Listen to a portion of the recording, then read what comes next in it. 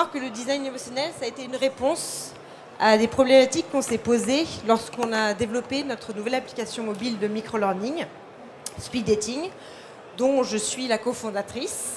Et je suis également aussi CEO de l'organisme de formation linguistique Lingua Institut.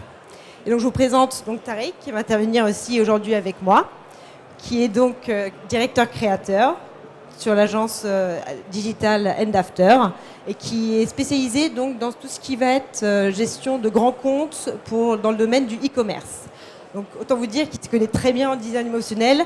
Il arrive à vous faire acheter en gros une tondeuse si vous êtes en appartement. Donc c'est un peu l'idée.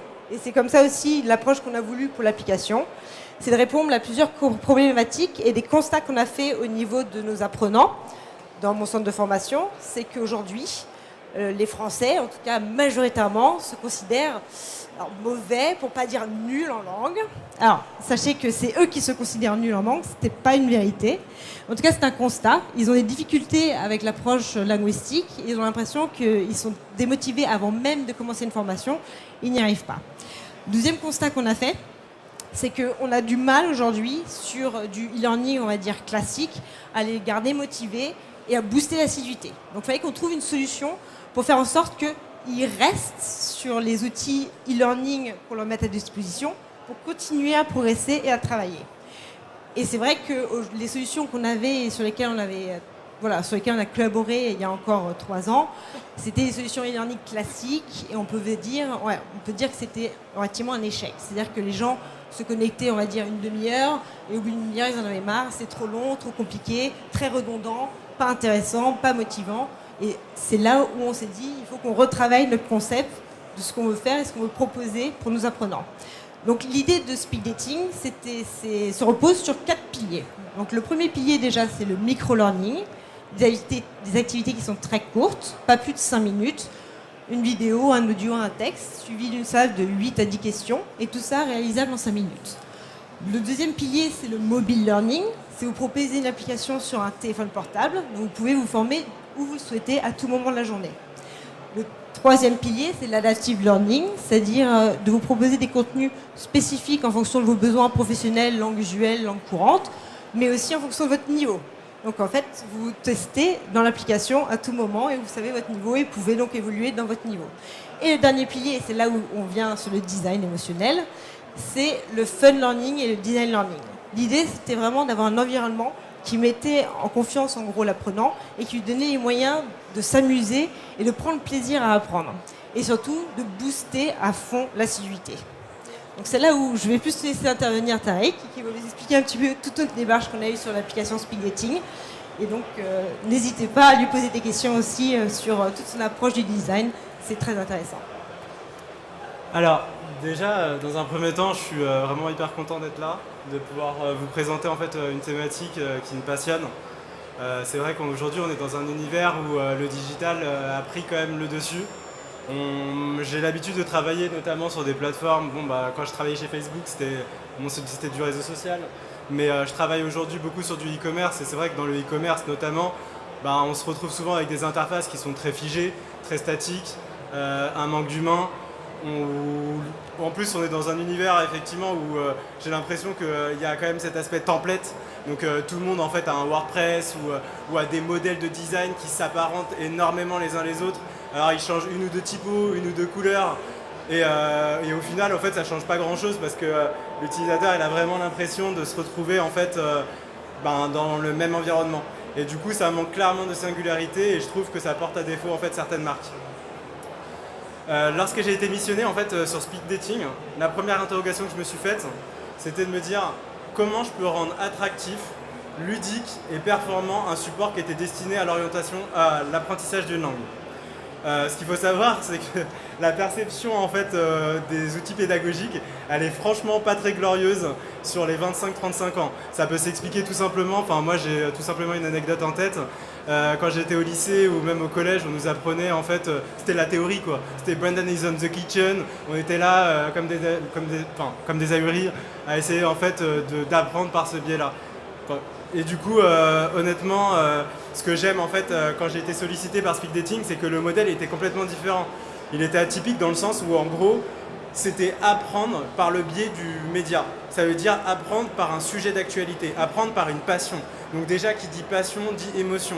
Forcément, moi je suis un grand fan de jeux vidéo, forcément, si on essaye de me faire apprendre des choses par ce biais-là, je vais être beaucoup plus réceptif.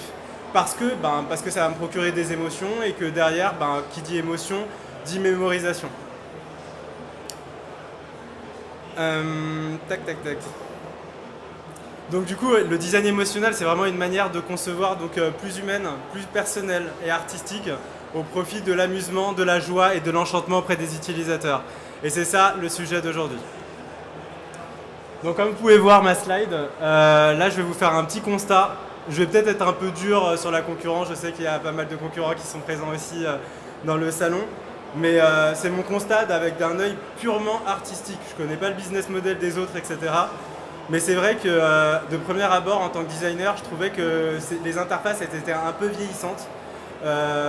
Ça répondait pas forcément à l'image de marque, et notamment sur certaines marques où effectivement quand on voit leur support de communication et après on voit leur plateforme ou leur outil, on se dit il y a quand même un léger contraste. Je trouve que quand même sur leur support de communication c'est quand même plus affiné. Et c'est vrai que souvent, moi je saoule souvent mes équipes créa sur le pixel près. En fait, tout le monde me dit, mais en fait, personne va voir qu'il y a un pixel de décalé. Mais en fait, un pixel par là, un pixel par-ci, un pixel par-là, en fait, ça crée une harmonie. Et le truc, c'est que moi, j'y porte vraiment beaucoup d'importance à l'esthétique, parce que l'esthétique, derrière, ça peut porter ses fruits. Et effectivement, donc, le design, je le trouvais très très vieillissant plutôt, et je trouvais que l'image de marque, donc, elle ne répondait pas en fait aux ambitions des autres marques, quoi. Après, il y avait des vraies problématiques de workflow. Donc, pour démystifier, c'est des problématiques de parcours, des choses qui ne sont pas très intuitives.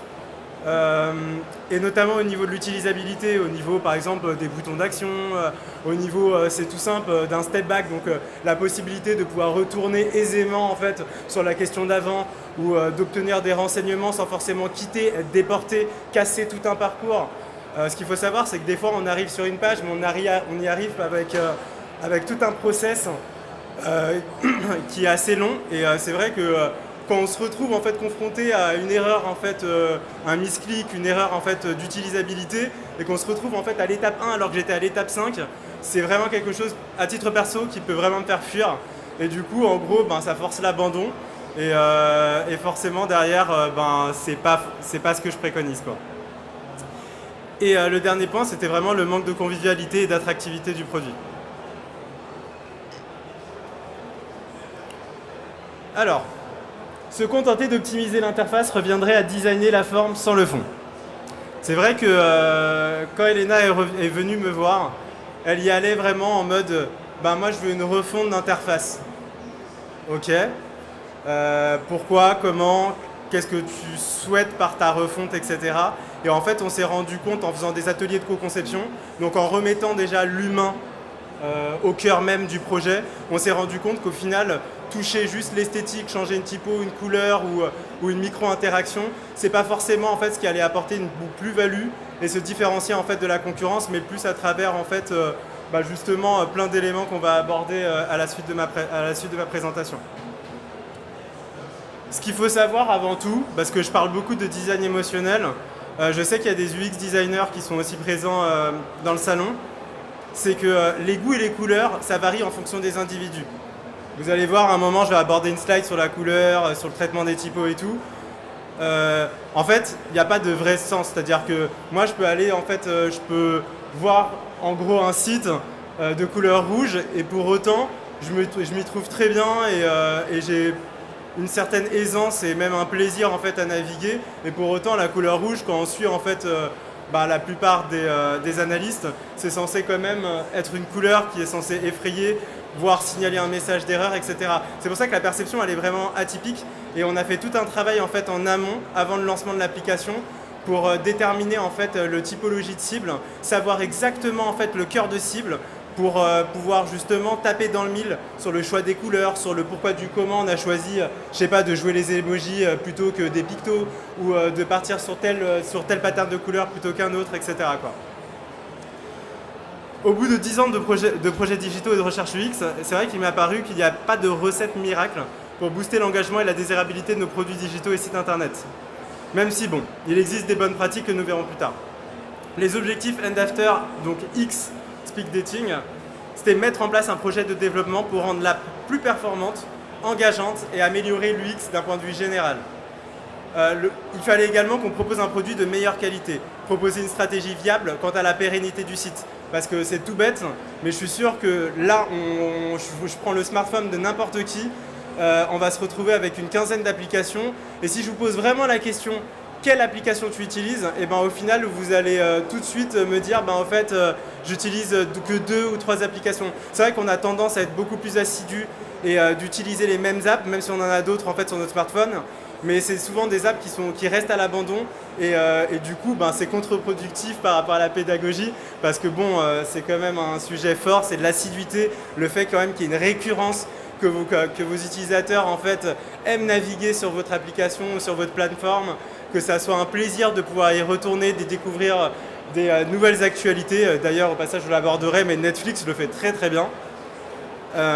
Et du coup les solutions, donc pour moi c'était le design émotionnel au cœur de notre démarche et bien évidemment placer l'internaute au centre de la stratégie, donc remettre l'humain au cœur du projet. Donc le design émotionnel, j'imagine vous avez déjà tous ressenti une émotion. La réponse est forcément oui et c'est normal parce qu'en fait c'est les émotions qui nous guident au quotidien. En ligne, ce sont elles qui nous permettent de mieux mémoriser les expériences utilisateurs que nous faisons et de les imprimer durablement.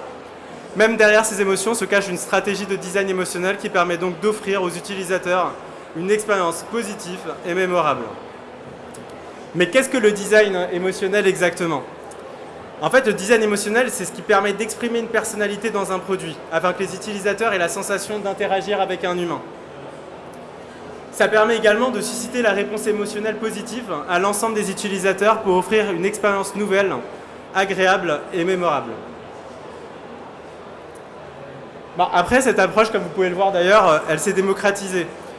Et notamment grâce à un livre d'Aaron Walter, c'est le designer de Mailchimp, qui détaille en fait le processus créatif de justesse et simplicité. C'est une notion tellement vaste qu'on peut la retrouver en fait dans plein de domaines totalement différents. Comme vous pouvez voir, là, on peut le retrouver en fait... Dans le jeu vidéo, on peut le retrouver dans juste l'aspect de la validation, dans le système de jauge, donc purement en gros, je dirais B2B. Et en fait, elle peut s'apporter en gros sur vraiment tout type de secteur. Et donc ça passe vraiment du packaging, de la data visualisation, de l'architecture signalétique, la typographie, le motion design, l'animation, la publicité, les applications d'aide à la décision, la pâtisserie, une ligne éditoriale. En fait, ça s'applique sur tout. Le design émotionnel, vous le vivez en fait au quotidien. Qu'est-ce qui va vous faire, par exemple, choisir, je sais pas moi, une Ferrari plutôt qu'une voiture, qu'une 305, même si je sais que il y a des 305 qui peuvent être cool, etc. Forcément, ou d'un produit Apple sur un concurrent que je ne citerai pas, forcément le produit Apple, il est plus mignon, plus quali, plus arrondi. Dans la finesse en fait, dans le traité, dans la manière dont il a été conçu, forcément elle procure en fait plein d'émotions diverses qui me permet en fait d'adhérer au produit et du coup de le fidéliser. Peu importe concernant le design d'interface, avant d'aborder la notion émotionnelle, il faut répondre aux besoins d'utilisateur pour améliorer son expérience au fur et à mesure. On ne démarre pas par le design émotionnel. Au départ, on démarre par un parcours. On cible vraiment la typologie d'utilisateur. On cible ses besoins, ses attentes. On essaye de créer un produit qui répond parfaitement à ce que la personne elle souhaite et non vous, non les décisionnaires ou quoi. C'est vos utilisateurs qui utilisent. Donc moi, il y a des fois, en fait, je crée des produits. J'en suis pas forcément fier graphiquement parlant. C'est pas clairement un truc que je mettrais dans mon portfolio en mode écoute, t'as vu, c'est moi qui l'ai fait, il est grave beau. Non, en fait, il y a des fois, forcément, des fois on touche des cibles seniors ou qui ont une appétence un peu différente, etc. Ou même des typologies de clients qui ont des attentes vraiment complètement différentes, en tout cas des miennes. Et il faut savoir l'accepter. Et c'est hyper important, notamment dans le milieu du design. On l'a tous vécu en tant que designer, de toute façon. Alors, les bénéfices du design émotionnel. Déjà, 1, ça facilite la mémorisation. Donc les événements en fait, qui portent sur la charge émotionnelle persistent beaucoup plus longtemps dans nos mémoires et on peut se les remémorer plus précisément que les souvenirs neutres. Quand le cerveau détecte un événement émotionnellement chargé, l'amygdale libère de la dopamine dans le système. Et comme la dopamine en fait, facilite grandement la mémorisation et le traitement des informations, c'est comme si on écrivait souviens-toi ici sur un post-it, quoi. Donc du coup c'est ce que veulent tous les professeurs, les parents et forcément les publicitaires. Donc ça crée de l'engagement, ça booste l'assiduité. Ça permet également d'entretenir des relations personnalisées avec les utilisateurs, donc avoir de la personnalité, et donc les points que j'ai pu aborder, donc ça améliore l'UX d'un point de vue général. Et ça permet également d'accroître l'adhésion au produit et à la marque, et d'avoir un engagement donc du coup sur le long terme. Dans le secteur du e-commerce, je dirais que ça peut accroître le taux de conversion. Et notamment, ça s'est fait, je peux vous raconter une anecdote, c'était sur un client qui vendait du vin, je ne vais pas le citer, une marque plutôt premium. Et ce qui s'est passé, c'est qu'en gros, ils avaient des problèmes de conversion au niveau du tunnel d'achat, et notamment sur la partie paiement. En fait, il y avait énormément de rebonds. Et on s'est amusé un jour en fait, à développer une swipe card. Donc en fait, quand vous mettez le numéro de votre carte bleue, ça matérialise en fait une carte bleue qui va changer de couleur en fonction si c'est une Visa, une Mastercard.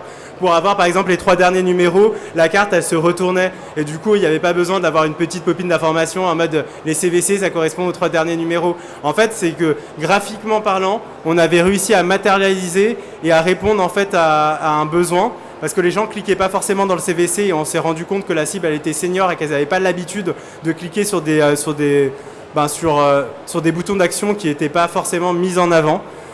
Et du coup, rien que le fait de jouer sur l'interaction, ça avait augmenté en fait le taux de transformation.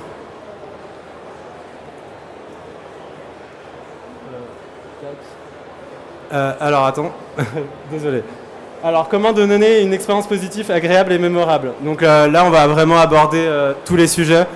Ce sujet, c'est un peu, je dirais, ce que j'aime le plus, parce que ça s'est un peu oublié il y a quelques années, c'est en train de revenir à la mode. Merci YouTube, merci toutes ces plateformes comme Messenger, etc., qui ont vraiment en fait su démocratiser un peu ces micro-interactions. Donc, c'est vraiment les réponses de l'interface face à l'action de l'internaute. Par exemple, un simple changement de page peut donner lieu à une micro-interaction. Sans en avoir conscience, nous observons ces micro-interactions en fait, depuis de nombreuses années. Malgré leur fonction ludique, les micro-interactions ne doivent pas être utilisées en excès, sans aucun but. Ces dernières, elles doivent vraiment suivre un objectif bien précis. Par exemple, informer les utilisateurs du fait d'une erreur de chargement, typiquement. Bien souvent, en fait, elles se situent à cheval entre 2 actions. L'internaute est en passe en fait de passer à l'étape suivante. Alors je vais vous montrer un exemple, c'était pas là, tac. Hop. Plus sur par exemple sur l'aspect du loader. C'est tout bête, mais en gros votre page elle charge pas. Au lieu de la laisser statique et créer un vide, donc du coup ça va forcément générer un sentiment pas très positif dans le sens où votre page en fait elle marche pas, donc on peut l'interpréter de plusieurs manières. Est-ce que ma connexion elle marche, est-ce qu'en final c'est pas un bug de l'application, ça dégrade l'image de marque. En fait il y a plein de répercussions qu'il peut y avoir derrière et c'est tout bête, mais ça peut apporter en fait des choses hyper bonnes et ça peut accentuer justement le gage de qualité sur l'expérience utilisateur. Typiquement par exemple sur une navigation. Donc, le fait justement d'avoir juste le picto, par exemple, qui bouge, ça permet d'accentuer en fait la page d'atterrissage, de savoir qu'ok, on est bien isolé, on est bien dans le profil, on est bien dans la stories, on est bien dans le sounds, etc. C'est vraiment, elles doivent être forcément utiles et je me répète un peu, mais elles doivent améliorer absolument l'UX. C'est pas juste en fait apporter un design pour un design. Non, c'est un complément qui va améliorer grandement en fait l'expérience de votre site dans le point de vue général.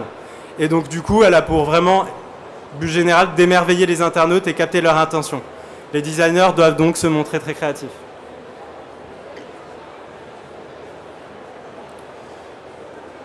Il me reste plus beaucoup de temps, j'ai pas mal de sujets encore à aborder. Donc au niveau des couleurs qui influent nos émotions, ça on le sait tous, c'est que les couleurs ont une influence avérée sur les émotions humaines.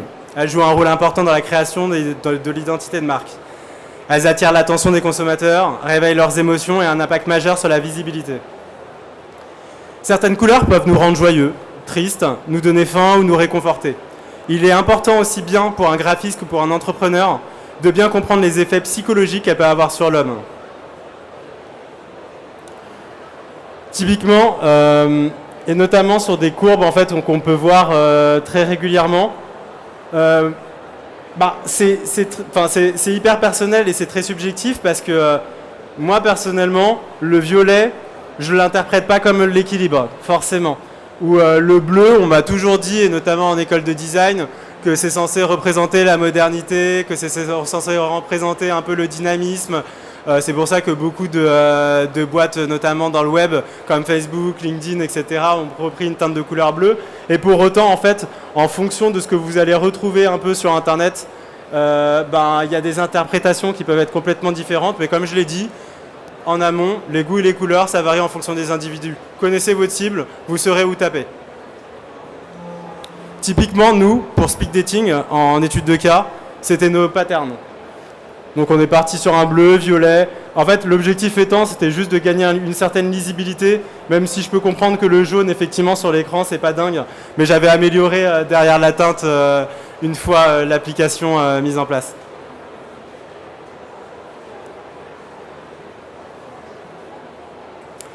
Là, on va parler du coup des effets psychologiques effectivement de la typographie sur le lecteur. Donc, comme vous pouvez voir un peu sur la photo, le gras, c'est une technique qui est très utilisée pour ajouter de l'emphase à un texte, parce que ça attire naturellement en fait l'attention des lecteurs sur les mots, ainsi que sur une mise en exergue. Mais d'autres moyens en fait peuvent permettre d'arriver au même résultat, comme l'italique typiquement, le soulignement et le barré. La hiérarchie des informations, la hiérarchie des polices plutôt, joue un rôle similaire tout en améliorant la lisibilité et le sentiment de cohérence du texte. Ainsi, les titres sont plus gros que le corps du texte et ça permet donc du coup d'améliorer la lisibilité sur l'ensemble en fait de vos contenus éditoriaux. Et du coup de mettre en avant en fait typiquement un wording plutôt qu'un autre. De même, notamment sur la partie expérience utilisateur, je dirais un appel à l'action est lui aussi mis en valeur par cette hiérarchisation.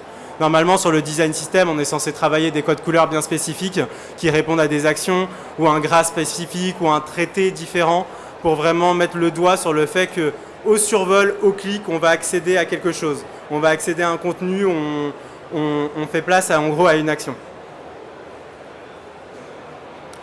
Alors, ça c'est un gros parti pris comme ça s'appelle, de Speed Dating. On a utilisé les emojis. Au départ, on avait utilisé en fait des banques de pictos parce que on avait une roadmap qui était quand même assez short, des enjeux forts et on n'avait pas forcément en fait le temps de créer en fait toute une banque de pictos, etc. Et on s'est dit on va réutiliser en fait des emojis. Pourquoi ? Parce qu'en fait les emojis aujourd'hui c'est plus perçu que des pictos qui sont eux-mêmes perçus par leurs graphistes. C'est-à-dire que et je l'ai vu notamment dans le e-commerce, sur des tests utilisateurs, des choses qui pour vous peuvent vous sembler aberrantes. Pour moi, le burger, par exemple, typiquement, c'est pas parce que je suis digital native, mais pour moi, le burger, en fait, on l'utilise depuis la nuit des temps. Et je vous assure qu'en test utilisateur, c'est pas énormément perçu et qu'il y a plein, en fait, on se rend compte qu'il y a plein de choses, en final, que pour nous, en fait, ça nous semble compréhensible, et pour d'autres, pas du tout. Alors que les emojis, en fait, vu que c'est dans le quotidien, en fait, c'est dans notre quotidien. Aujourd'hui, ma mère, des fois, elle me répond et elle m'envoie des emojis pour en fait représenter, je sais pas, une émotion ou représenter justement, comme ça s'appelle, ou pour véhiculer un message ou quoi que ce soit. Et du coup, c'est pour ça qu'on est reparti vraiment sur cet aspect-là. Que ça soit sur notre communication, que ça soit sur nos réseaux sociaux, enfin sur l'ensemble des supports de com. C'est quelque chose sur lequel que l'on prône. Et sans surprise, certains emojis génèrent plus d'engagement que d'autres, notamment sur la partie médias sociaux. Et c'est vrai que c'est comme je disais, c'est une façon d'humaniser la marque, d'adapter le ton de sa communication à son audience, pas que pour la partie médias sociaux, mais également pour les publicités et autres supports de communication. Alors là, on va parler vraiment sur l'aspect de humaniser l'expérience utilisateur. Donc on va partir de l'ultra-personnalisation, du wording, donc de la manière en fait dont vous allez parler à vos utilisateurs. C'est sûr, si vous êtes très formel, vous risquez de moins capter l'utilisateur. Ou une personne qui a, je sais pas moi, 25 ans, vous n'allez pas lui parler comme une personne qui en a plus, qui en a 35 plus. En fait, donc du coup, c'est en gros comment sur quelque chose qui est rigide et aseptisé, je vais être un peu dur sur les termes, c'est comment apporter de l'humain, montrer qu'en fait il y a des gens qui sont derrière. Là je vous montre l'exemple en fait de Netflix, et c'est vrai que Netflix, il n'y a pas une fois où je me suis connecté où j'ai eu un contenu qui était similaire. Ils arrivent tout le temps à nous proposer en fait du contenu qui est basé sur nos centres d'intérêt. Ils ont un système d'algorithmes qui vraiment permet de mailler nos centres d'intérêt, de réactualiser sans arrêt en fait leur dashboard ou leur home, et ce qui permet en fait d'éviter la lassitude et d'apporter un certain engouement, et ce de manière constante. Et au passage, Spotify le fait également très très bien. Donc ils sont vraiment capables de créer un dialogue avec leurs clients uniquement à travers la personnalisation de leur plateforme. Et ces marques-là, vraiment, elles optimisent considérablement en fait l'expérience utilisateur. Les personnes, elles restent et elles vont revenir. Et on revient sur l'assiduité, mais en final, parce que c'est plein de facteurs en gros qui mergent vers ces objectifs finaux. Mais c'est vraiment pas mal. Là, typiquement, en fait, on vous montrait, c'était de la R&D. Hein. Aujourd'hui, c'est encore plus beau. On a créé en fait un jeu dans Speak Dating où on simule en fait une conversation chat, donc avec un utilisateur. Donc la personne, elle lui pose des questions, on lui répond. En fonction de ses réponses, en gros, elle a des questions, enfin des questions-réponses complètement différentes. Elles évoluent énormément. Et du coup, je venais juste à accentuer en fait rien que sur cet aspect-là. En fait, ça c'est tout bête, mais ça permet en gros de comprendre, de se dire qu'en gros, ok. Donc il n'y a pas le côté du robot où on a la réponse directe, comme un chatbot, etc. Et donc forcément, derrière, on a vraiment ce sentiment de se dire qu'il y a potentiellement un humain derrière, et qu'en plus, en fonction de la réponse, je vais avoir donc du coup des questions qui vont être complètement différentes, et donc je vais re-rentrer dans l'ultra-personnalisation, et j'aurai vraiment l'impression d'avoir vraiment un contenu et je dirais des supports pédagogiques qui sont propres à moi, à ma philosophie et à ce comment je l'interprète. J'ai une minute. Là, je vais vous parler effectivement des mécaniques des jeux vidéo appliquées au e-learning. On n'est pas les seuls, beaucoup de personnes le font, c'est hyper connu, c'est les innovation games, etc. L'objectif, c'est de rendre fun une activité, et c'est vrai que entre lire je vais pas dénigrer les gens qui lisent des bouquins parce que j'en lis aussi beaucoup, mais entre avoir en fait un support qui n'est pas très attractif, alors que quand on le met dans un concept de jeu, forcément on y trouve un aspect plus fun, et donc du coup forcément derrière ça apporte plus de divertissement, et donc du coup on augmente l'investissement et la motivation de vos internautes. Nous on le joue justement sur un système de scoring autour des différents skills. Et du coup c'est ce qui nous permet en fait d'augmenter le niveau, etc. Mais pour vous dire, même ça on est en train de le faire évoluer, parce qu'on s'est rendu compte qu'au final on peut faire en sorte que nos utilisateurs ils adhèrent mieux à travers d'autres choses, et ça peut être gagner un item, ça peut être justement à travers un simple jeu en fait le rendre beaucoup plus stylé entre guillemets, beaucoup plus fun, vous voyez, avec quelque chose de beaucoup plus graphique, beaucoup plus sympa en fait que d'avoir juste des chiffres en fait qui sont côte à côte de manière monotone. Et par exemple ça typiquement on est en train de le développer à date.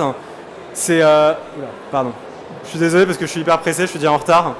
En gros on a développé tout un système en fait d'avatar, de customisation d'avatar, de se dire qu'en fait c'est un peu le principe de Monsieur Patate. Votre patate elle est vide à la base, et en fait l'objectif de faire en sorte que vous allez vous améliorer et vous allez passer de niveau dans vos langues, ça va être dans la manière dont vous allez habiller votre personnage. Et plus il va monter en niveau, plus vous allez passer de langue, et plus vous allez passer à un niveau supérieur. Et ça donne en gros cette attractivité, cette envie en fait d'être assidu et de monter en niveau et de gagner en fait tous ces petits objets. Ça peut sembler des fois oui un peu kitsch, etc.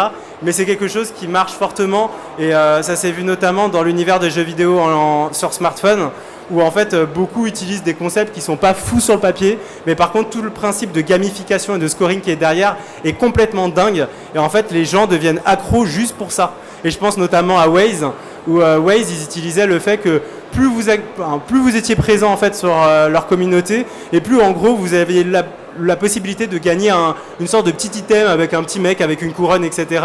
Et je connais notre directeur technique, il passait des heures et des heures en voiture pour justement signaler en fait toutes les erreurs, etc.